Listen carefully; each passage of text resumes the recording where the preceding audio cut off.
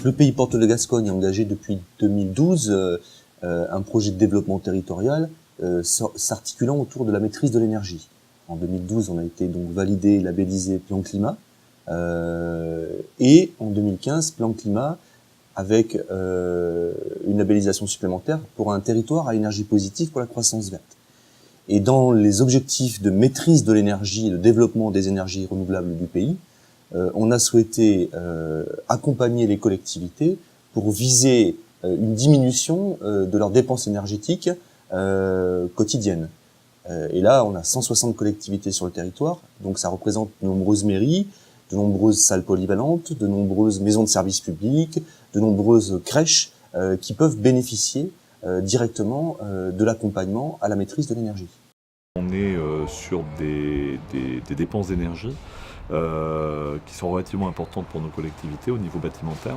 Et donc la possibilité de faire des diagnostics pour voir quelles seraient les possibilités d'améliorer effectivement, de réduire ces dépenses d'énergie, d'améliorer un peu les conditions de confort tout en réduisant ces dépenses, c'est à la fois optimiser le bâtiment où travaillent des agents et en même temps réduire un peu la consommation d'énergie et réduire les coûts de dépenses.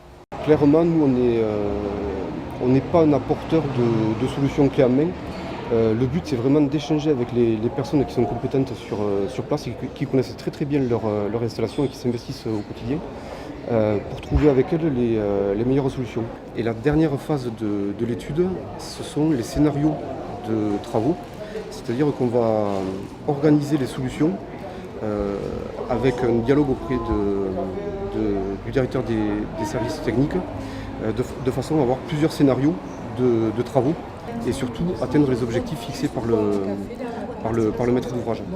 Après une visite des lieux, dans les combles, le sous-sol, ce cabinet d'études a pris tous les éléments qui lui convenaient et ensuite on attend son rapport pour savoir, nous, ensuite, qu'est-ce qu'on doit mettre en œuvre par rapport à ces préconisations.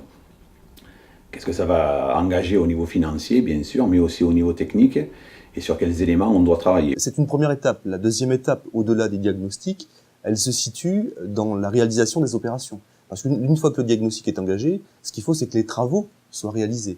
Et derrière, c'est un deuxième accompagnement pour identifier, bien entendu, les outils financiers qui vont permettre à la collectivité d'équilibrer son budget. L'audit énergétique, c'est vraiment une feuille de route sur plusieurs années. Donc l'idée, c'est d'avoir un coup d'avance pour que le jour où la chaudière tombe en panne, ou le jour où on a un problème réglementaire, ou le jour où des travaux s'imposent, on est déjà dans les cartons la solution qui est adaptée et qu'on n'ait pas besoin de lancer toute une phase d'études pour arriver à la bonne solution.